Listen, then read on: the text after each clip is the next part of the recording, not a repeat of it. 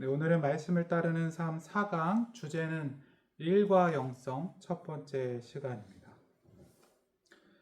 아무래도 옛날부터도 그랬지만 특히 갈수록 돈이라는 것이 세상에서 제일 중요하고 제일 힘이 있는 것처럼 느껴지는 세상이 됐습니다. 그리고 한국 사회도 많이 발전하고 좋은 면도 많이 있지만 그만큼 많이 세속화되었다는 생각도 하게 됩니다. 그렇게 될 때 오늘 강의는 여기 계신 한 분 한 분도 다 해당이 되지만 또 우리의 자녀 세대에게도 중요한 주제라고 생각이 되는데요. 그렇게 돈이 중요해지고 세상이 세속화될 때에 일어날 수 있는 부작용 중에 하나는 땀 흘려 일하는 것, 즉 일의 가치가 떨어질 수 있다는 데 있습니다. 그렇다면 하나님께서는 그리고 말씀에서는 일에 대해서 뭐라고 말씀하실까요? 첫째로 놀랍게도 제가 1번의 제목을 하나님께서 일하시니 사람도 일한다 이렇게 했는데요. 놀랍게도 하나님께서 먼저 일을 하셨다. 그리고 하나님께서는 사람에게도 일을 하라고 하셨다. 이렇게 말씀은 증언하고 있습니다. 창세기 2장 2절부터 3절까지 말씀입니다. 하나님이 그가 하시던 일을 일곱째 날에 마치시니 그가 하시던 모든 일을 그치고 일곱째 날에 안식하시니라. 3절입니다. 하나님이 그 일곱째 날을 복되게 하사 거룩하게 하셨으니 이는 하나님이 그 창조하시며 만드시던 모든 일을 마치시고 그날에 안식하셨음입니다. 하나님께서 온 세상을 창조하신 것을 하나님이 일하셨다라고 표현했습니다. 요한복음 5장 17절 하반절에서는 이것은 예수님의 말인데요. 내 아버지께서 이제까지 일하시니, 쉽게 얘기해서 하나님은 일하는 분이시니까 나도 일한다 하시매 라고 말씀하셨습니다. 이 말을 우리에게 적용하면 하나님 아버지도 일하시기 때문에 나도 일을 합니다. 사람도 일을 합니다. 이렇게 말을 할 수 있는 것입니다.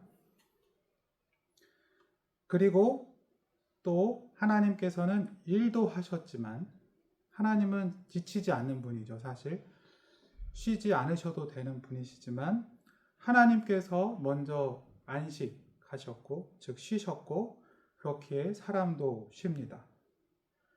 아까 창세기 2장 2절과 3절 말씀을 읽었는데요. 그때에 공통적으로 일곱째 날에 또 하나님이 모든 일을 마친 다음에 쉬셨다, 안식하셨다라고 말씀하셨고요. 이 말은 동일하게 사람에게도 적용되어서 모든 사람은 따라 보겠습니다. 일과 쉼의 균형이 필요하다. 네, 하나님께서는 우리가 힘써 일하는 것을 기뻐하시고 또 일한 후에는 쉬라고 하신다는 겁니다. 이때 쉼이라는 개념이 중요해요. 갈수록 세상에서 여가 문화가 화려해지고 여행을 간다든지 맛있는 걸 먹는다든지 또 아니면 사람 성향에 따라 이제 쉴 때는 나는 아무것도 안 할 거야 이런 분들 있죠. 막 누워서 일을 안 하는 것 자체를 행복해하고 만끽해 할 수도 있습니다. 근데 하나님께서 성경에서 말씀하시는 쉰다라는 개념에는 훨씬 더 깊고 중요한 뜻이 담겨 있어요. 쉰다는 게 뭘까요? 창세기 1장 31절 상반절입니다. 하나님이 지으신 그 모든 것을 보시니 보시기에 심히 좋았더라. 하나님께서는 쉬실 때 일하신 모든 세상을 둘러보십니다. 찬찬히 하나하나 보십니다. 여기 앉아 계신 권사님, 집사님들이 살고 계시는 모습도 하나님은 흐뭇하게 바라보실 겁니다. 이렇게 하나님이 온 세상을 하나하나 잘 보시고 보시기에 좋았다라고 얘기하셨습니다. 이 말의 뜻을 우리에게 적용하면 이런 것입니다. 사람은 반드시 안식해야 되는데 그 안식의 참뜻은 일을 멈추고 왜 우리가 일을 하는 것인지 이게 맞는 것인지 돌아보는 시간이 필요하다는 겁니다. 찬찬히 돌아봐야 합니다. 오늘 일에 대해서 얘기를 하고 있는데요. 우리는 교회에서도 일을 하고 일하시죠. 가정에서도 일을 하고, 교회에서도 누군가가 안내를 하지 않고, 누군가가 차량 봉사를 하지 않고, 누군가가 찬양을 하지 않으면 우리의 주일 예배가 온전히 세워질 수 없습니다. 가정에서도 우리는 일을 합니다. 아버지로서의 일이 있고요. 단순히 세상에 나가서 일하는 것뿐만 아니라 집에서 분리수거하기도 하고, 각자 나눠진, 엄마들은 특히, 제가 권사님들한테 특히 많이 듣는 말이, 목사님 집에 일할 게 얼마나 많은지 몰라요. 하루 종일 해도 끝이 없어요. 이렇게 얘기하시듯이 각자 가정에서도 섬기고 일을 하십니다. 근데 우리는 안식해야 됩니다. 즉 예수님이 하신 것처럼 천천히 멈추고 모든 것을 돌아봐야 된다는 것이에요. 그래서 우리는 안식일에 예배를 드립니다. 예배를 드린다는 말의 뜻에는 하나님의 말씀을 기준으로 말씀 안에서, 예배 안에서 나를 돌아본다는 뜻도 돼요. 이렇게 적용해 봅시다. 내가 엄마로 살고 있습니다. 자식들이 얼마나 속을 썩이는지 몰라요. 아침에 특히 중고생 때는 깨우지 않으면 일어나지도 않고, 지가 늦게 일어나 놓고서는 엄마 왜 나 안 깨웠어라고 화를 내고, 하여튼 그거부터 일이고, 빨래도 해야 되고, 설거지도 해야 되고, 밥도 삼시세끼 해서 바쳐야 되고, 다 일인데, 그러니까 그렇게 월요일부터 토요일까지 우리는 일에 쫓겨서 바쁘게 삽니다. 그때는 마치 일이 나를 주장하는 것 같아요. 하나하나 해결해 가기도 바빠요.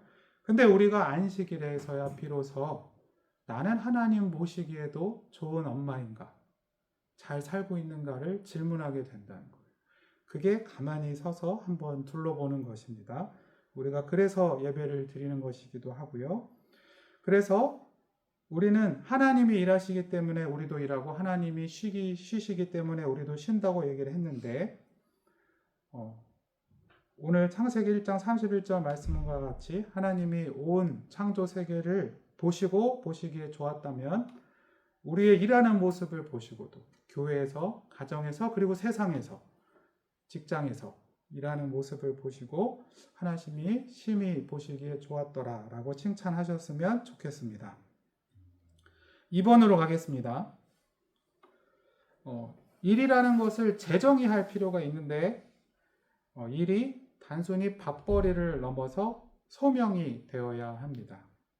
소명이란 말의 뜻 아시나요? 소명이 부를 소자에 생명할 때 명자입니다. 그래서 나의 인생을 하나님이 부르셨다라는 뜻이죠. 실제로 직업을 뜻하는 영어 단어는 vocation입니다. 그리고 vocation의 어원은 라틴어인데 vocarae입니다. vocara의 뜻은 부르다입니다. 그래서 사실 그 라틴 말 자체 안에 일이라는 것이, 직업이라는 것이 신이 우리를 부르신 것이라는 속뜻이 담겨져 있습니다. 고린도전서 7장 17절입니다. 일의 정체성을 잘 보여주는데요. 오직 주께서 각 사람에게 나눠주신 대로 하나님이 각 사람을 부르신 그대로 행하라. 정말 이렇게 돼야 됩니다. 일을 생각할 때. 우리 자녀들이 회사 다닐 때 일을 이렇게 생각하는 것 같나요? 하나님이 나에게 사명 주신 대로, 나눠주신 대로, 달란트 주신 대로, 적성을 주신 대로, 일하는 기쁨을 주신 대로 일하고 있을까요? 또 하나님께서 각 사람을 부르신 대로, 나를 엄마로 부르신 대로, 나를 아빠로 부르신 대로, 나를 직장에서 직장인으로 부르신 대로 하나님이 나를 불렀다고 생각하고 우리가 일을 하고 있을까요? 예를 들면 성경의 요셉과 같은 인물이 잘 이것을 보여주는 인물이라고 하겠습니다. 요셉은 노예로 팔려갔을 때도, 총리가 되었을 때도 그 일을 하는 태도와 열심을 보면 그 일이 사람을 만족하게 하거나 윗사람을 만족시키거나 자신의 명예와 또 지위를 높이거나 하는 것에 앞서, 혹은 그것을 초월해서 사실은 하나님이 나에게 맡겨주시고 부르신 일이라는 분명한 일에 대한 의미와 정체성을 잘 가진 사람이었어요. 골로새서 3장 23절부터 24절까지 말씀은 하나님께서 만드신 일, 하나님도 일을 하셨고 사람에게 일을 하라고 하셨는데 귀천이 없다는 것을 잘 보여줍니다. 23절입니다. 무슨 일을 하든지 마음을 다하여 주께 하듯 하고 사람에게 하듯 하지 말라. 24절입니다. 이는 기업의 상을 주께 받은 줄 아나니 너희는 주 그리스도를 섬기느니라. 우리는 물론 직업에는 귀천이 없어요. 이런 말을 합니다.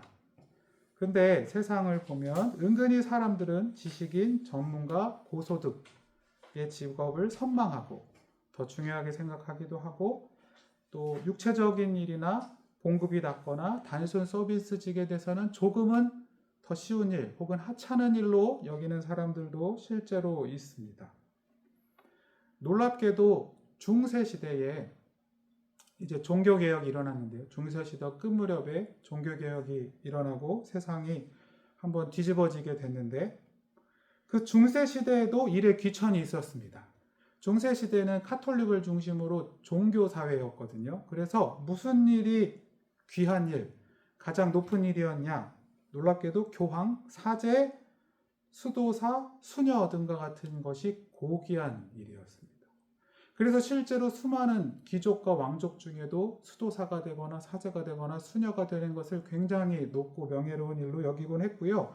세상 일들, 그것이 정치인이든 법관이든 세상의 어떤 학자든 중요한 일을 한다고 해도 그거는 한 수 아래 천한 일, 이것에 비하면 귀하지 않은 일로 여기는 시선이 존재했다고 합니다. 그러나 종교개혁자들이 모든 일은 하나님의 일입니다. 종교개혁자들이 단순히 기독교만 정말 오직 믿음으로, 오직 은혜로 개혁한 것뿐만 아니라 일에 대해서도, 노동에 대해서도 재정의를 했는데요. 모든 일은 하나님의 일이라고 종교개혁자들이 재정의를 했습니다. 어떻게 그걸 할 수 있었느냐? 왜 그러면 중세시대에 그런 종교 관련된 일들이 귀한 일이었을까요? 카톨릭은 공로를 인정하거든요. 들어보셨죠? 카톨릭은 오직 은혜를 얘기합니다. 카톨릭도. 첫째는 은혜기는 합니다. 카톨릭도. 카톨릭은 이단은 아니죠. 그러나 카톨릭에서는 하나님을 위해서 어떤 공로를 쌓는 일을 인정합니다. 그러니까 이 사람이 사제를 하거나 수도사를 하는 것이 귀한 일인 거죠. 그러나 종교개혁에서는 오직 믿음. 우리는 공로가 아닌 오직 믿음으로 은혜로 구원받았다라는 모토로 개혁을 하게 되면서 이제 모든 일은 평등하고 다 귀하고 하나님의 일이 되었다라고 보게 된 것입니다. 실제로 예수님께서도 직업이 뭐셨죠? 목수셨죠. 네. 하나님의 일이었습니다. 그래서 그것을 잘 나타낸 구절이 방금 읽은 말씀 구절인데 무슨 일을 하든지 여기에 사실 동그라미를 쳐야 되는데 무슨 일을 하든지 그것이 청소이든 엄마로서 빨래를 하는 것이든 밥을 짓는 일이든 세상에 나가서 많은 돈을 버는 귀한 일을 하던 아니면 굉장히 이 세상의 복지와 정의를 위하여 고상한 일을 하던 간에 무슨 일을 하던 그것이 하나님의 일이 될 수 있고 모든 일이 예배가 될 수 있고 그 일을 성실히 우리가 주님께 하듯 하면 하나님께 영광 돌리는 일이 될 수 있다라고 주님께서 받아주신다는 겁니다. 이 개념이 굉장히 중요합니다. 그래서 내가 교회에서든 가정에서든 직장에서든 일을 할 때 지금 오늘 하나님이 나를 부르셨고 이 일을 맡기셨고 내가 이 일을 열심히 하면 하나님이 영광을 받아주신다.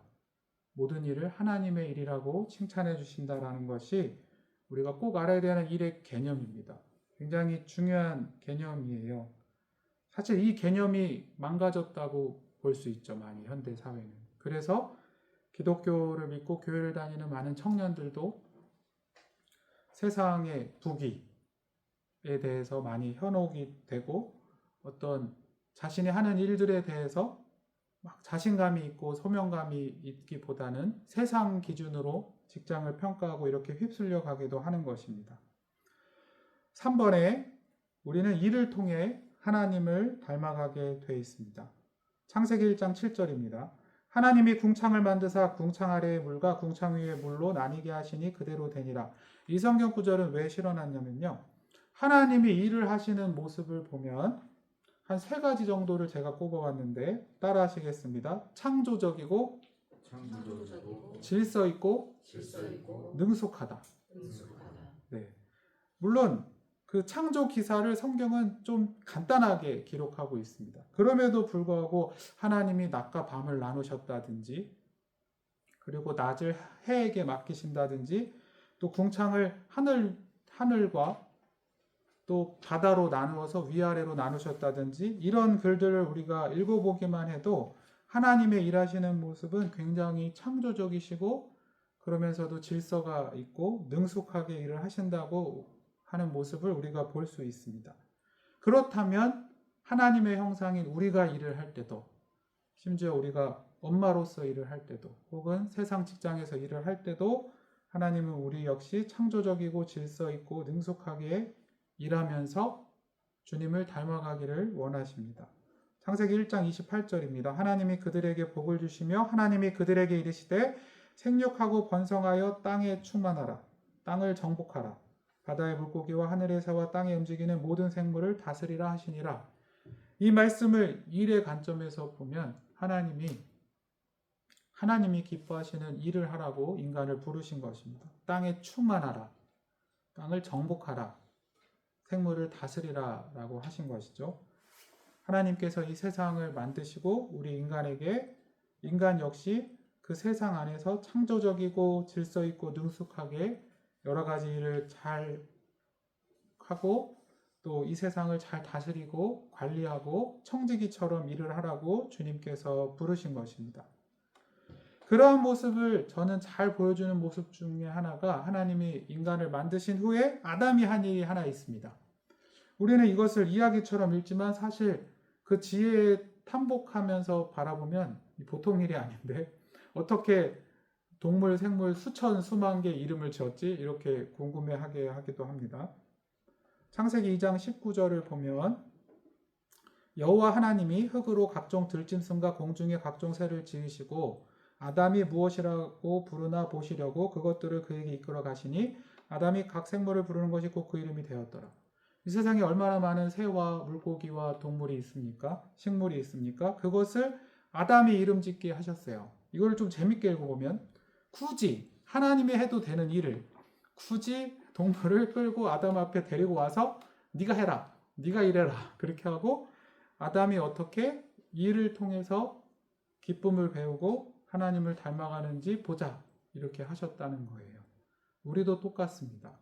내가 가정에서 아내를 도와서 갑자기 찔리네요. 분리수거하는 모습을 보고 하나님이 준서에 어떻게 일을 주님 보시기에도 잘하나 보자 이렇게 하실 수 있다는 겁니다.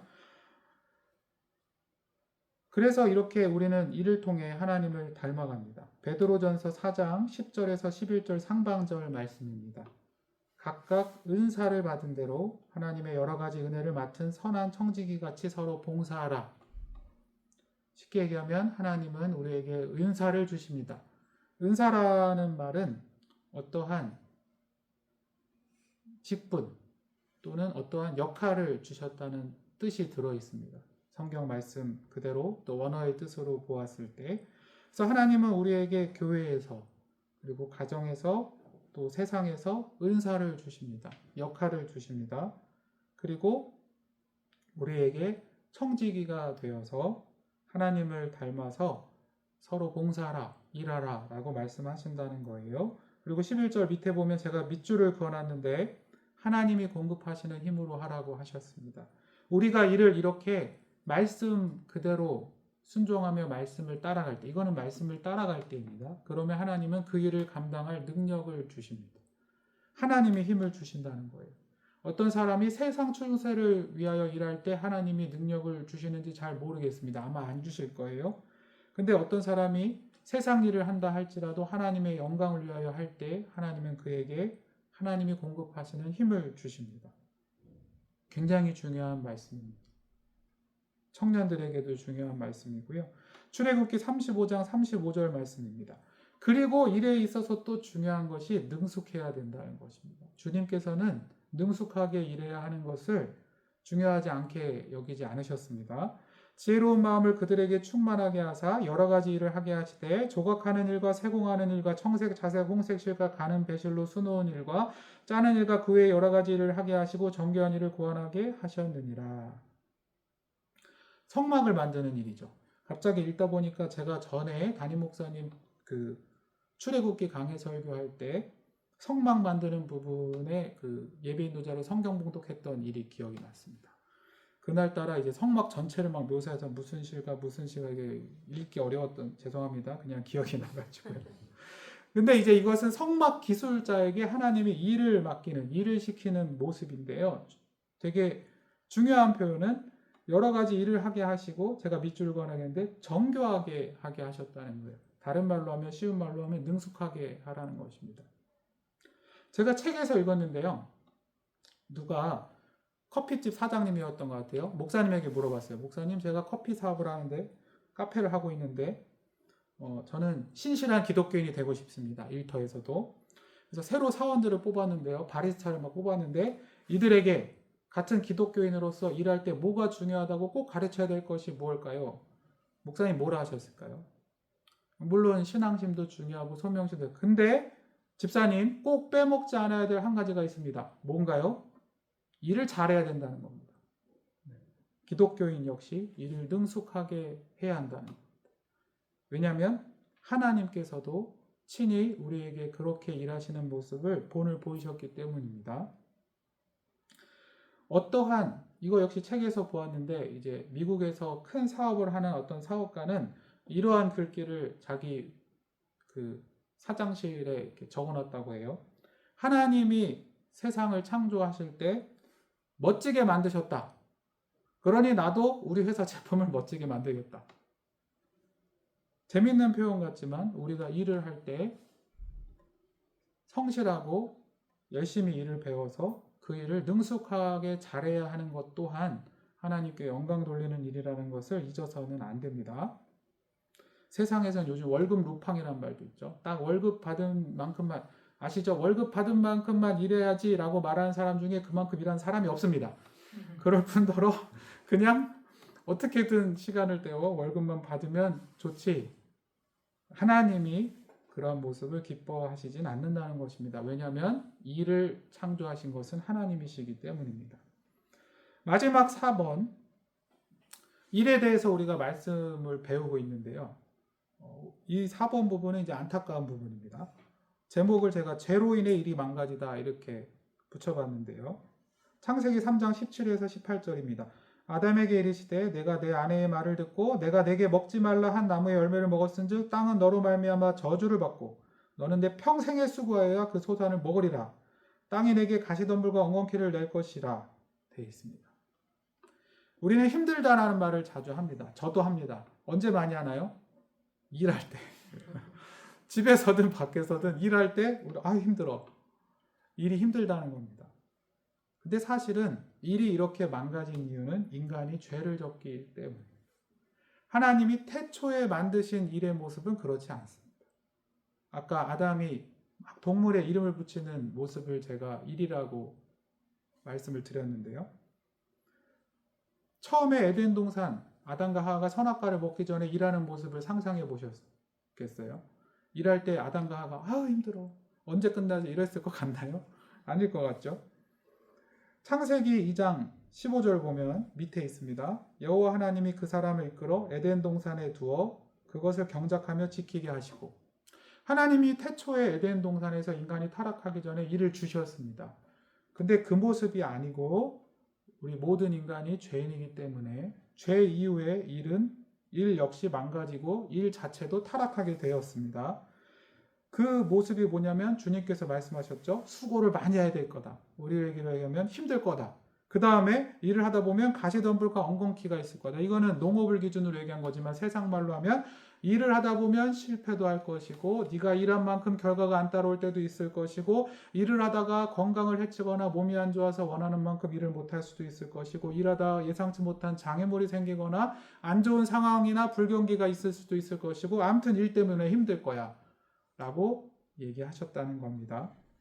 심지어 전도서 2장 18절부터 20절까지는 이런 말씀도 있습니다. 전도서는 읽을 때 이거는 철학적인 말씀이구나를 전제하고 읽으면 좀 쉬워집니다.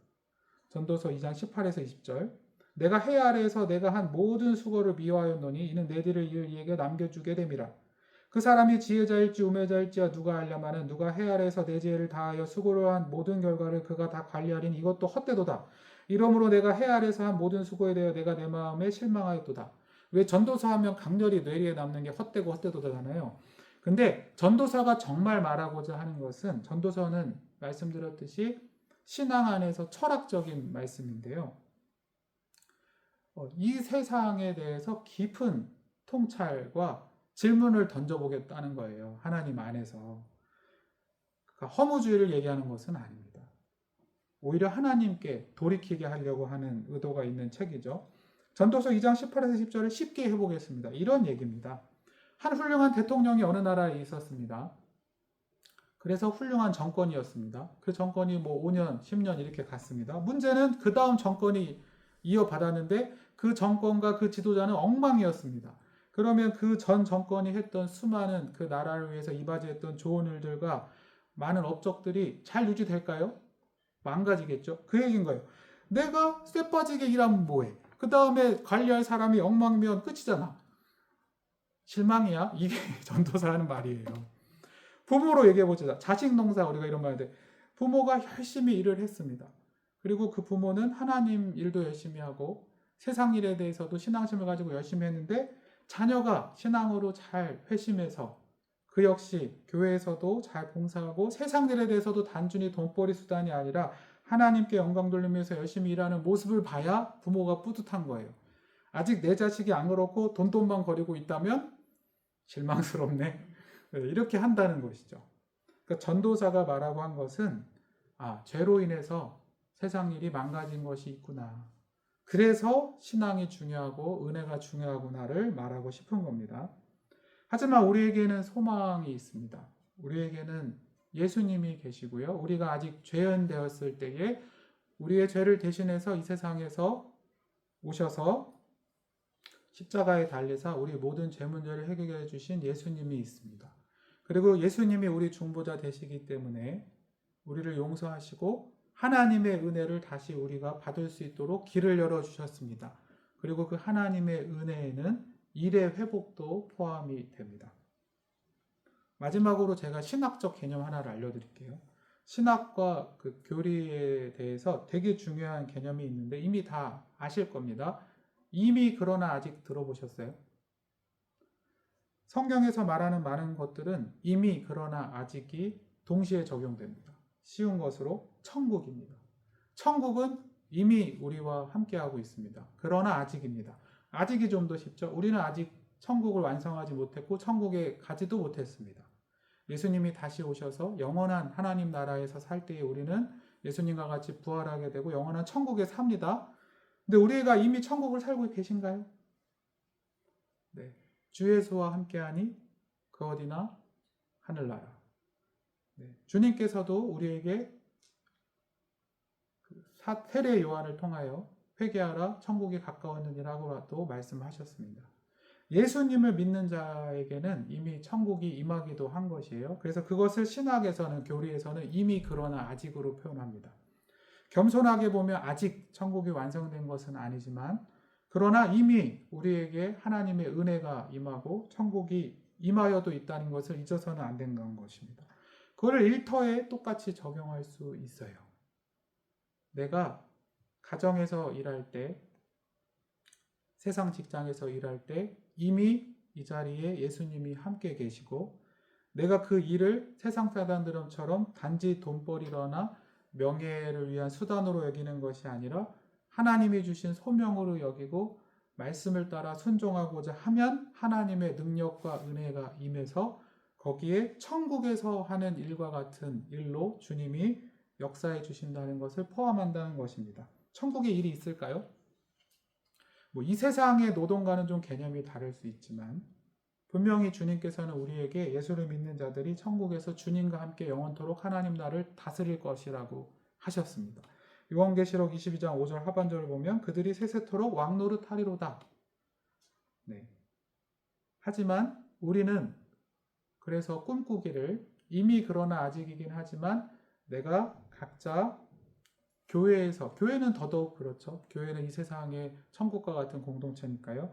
교회에서 봉사할 때 또 가정에서 내가 맡은 역할을 엄마로서 부모로서 자녀로서 최선을 다할 때 또 세상 직장과 사업 가운데 일을 할 때 그곳에 천국이 임하기를, 하나님의 은혜가 충만하기를 우리 모두는 소망해야겠습니다.